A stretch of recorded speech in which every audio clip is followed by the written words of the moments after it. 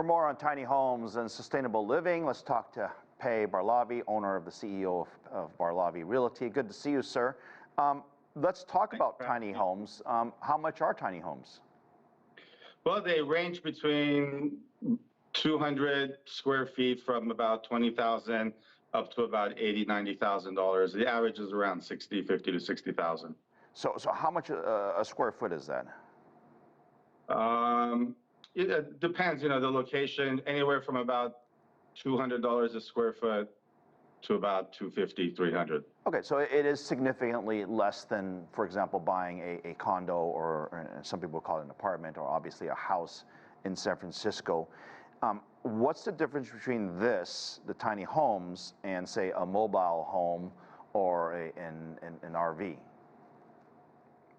Well, really, it should be stationary, although they do put some of these tiny homes on wheels and drag them to another location. The main difference is that usually there's more of a running water, there's solar power, a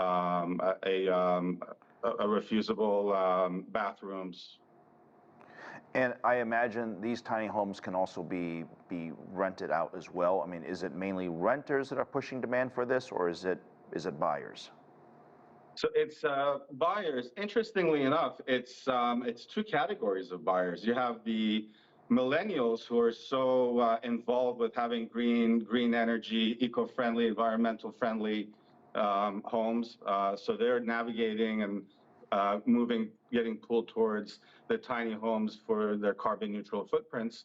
And then you have the baby boomers who are now retiring. Their kids have graduated.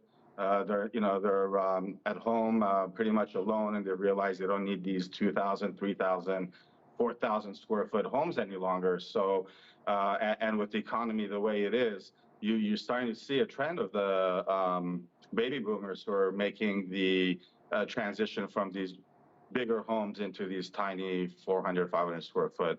Yeah, I mean, one thing that stands out in Mark's piece, and we see that in every city, even though it's more noticeable, obviously, in San Francisco, is where the working class is going to live in an affordable place. And that's a struggle for a lot of people.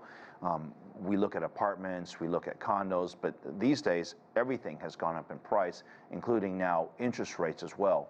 Do you think the housing industry, what responsibility could they possibly have in building more affordable housing? Because that's really what this comes down to, isn't it?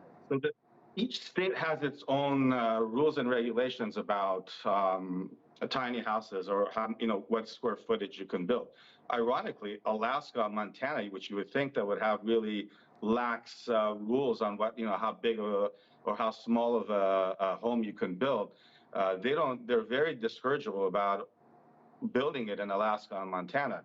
California had the most tiny homes built in the last 2 years. Colorado, Florida, New York City has a huge laws that really prohibit developers to build these tiny apartments.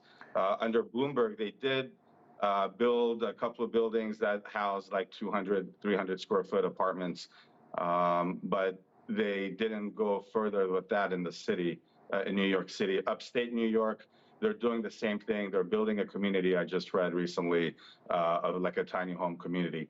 But it's just, every state has its own laws and regulations as to how big you can build or how small. What is next for this industry?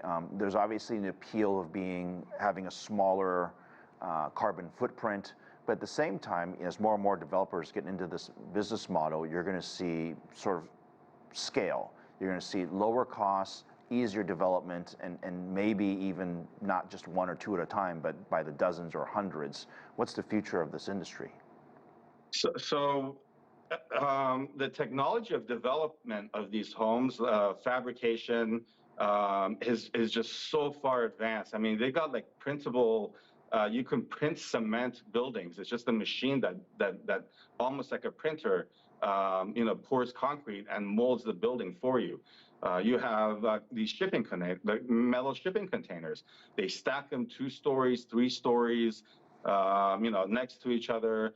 So, it's great that they're using these new technologies, and they're using already the metals. They're recycling the metals, which is great. But until the banks actually start becoming more lenient on giving loans, I don't know, how far this is going to go, because most of these tiny home buyers are actually using their money. The banks don't, it's a very unstable market. It's a market that's growing. It's very hard for them to appraise and give a loan on these properties. So you see most of the buyers are actual cash buyers, or they're doing it themselves. A lot of people are building these tiny homes themselves.